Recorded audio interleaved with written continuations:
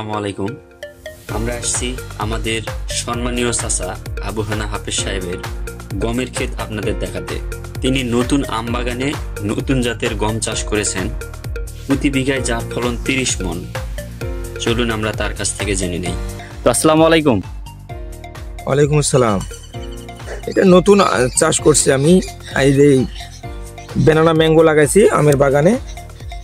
তো অনেকে বলছে জায়গাটা ফেলে না রাখে গম দেওয়ার জন্য।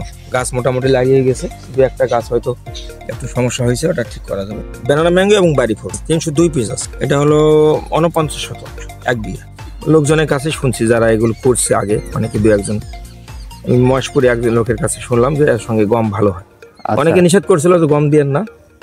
তারপর আমি চিন্তা করলাম যে না, জায়গা জমি ফেলে রাখে তো লাভ নাই, লিজের টাকা পয়সা দিতে হবে।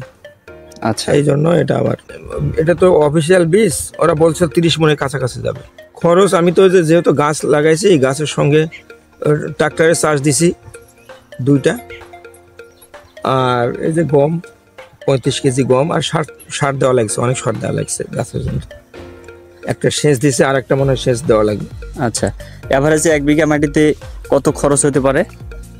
মিনিমাম 12-13 হাজার। কৃষিকে আমরা অনেক অবহেলা করছিলাম, এখন দেখলাম যে কৃষিটাকেই ধরে রাখতে হবে। অনেক ব্যবসা, অনেক কিছু করা হয়েছে, কিন্তু লস আইটেম। আচ্ছা, কৃষিতে আপনার লস মনে হয় না?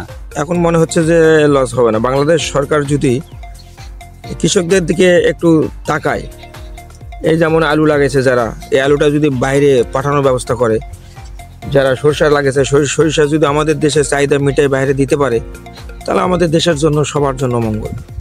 যে কোনো খ্যাতি।